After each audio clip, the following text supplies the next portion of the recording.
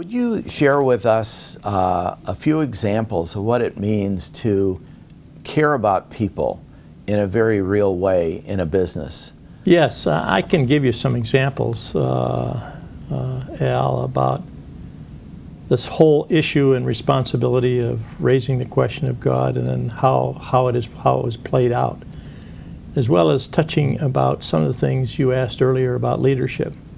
First example I'll share with you is a practice we had in Service Master, where when a person got a senior position over a large group of people in Service Master, as a leader, manager, they typically would be given the opportunity to purchase some Service Master stock as part of that opportunity. And I can remember this one time where an individual got the news that he was promoted, and he was very thankful for it.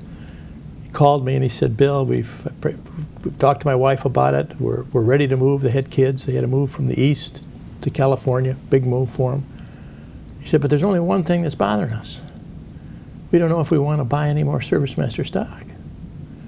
So I said, "Well, you know, when will you be in town next?" "Well, I'll be in town next week." I said, "Well, let's sit down and talk about it." So we did. We had breakfast together.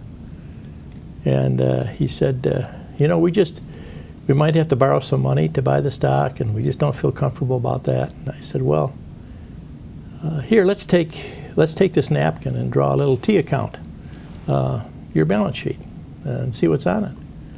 And we went on to the asset side, and he had a couple of cars, they had a boat, and they had a house, and they already had some Service Master stock. And then we went on the liability side, and he had a mortgage on his house. And then, you know, he had that net worth down there that balanced it all out. And he said, "That's it, Bill, right down there, that net worth." He said, "You know, if the stock goes down and we borrowed money, that goes down. We don't think our net worth is large enough at this point to do that. We've got kids we've got to put through college."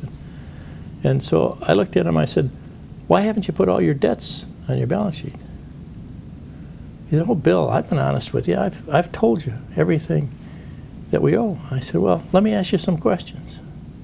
How many people are there in this unit that you're going to assume responsibility for?" He said, "Well, you know, I think it's about 800.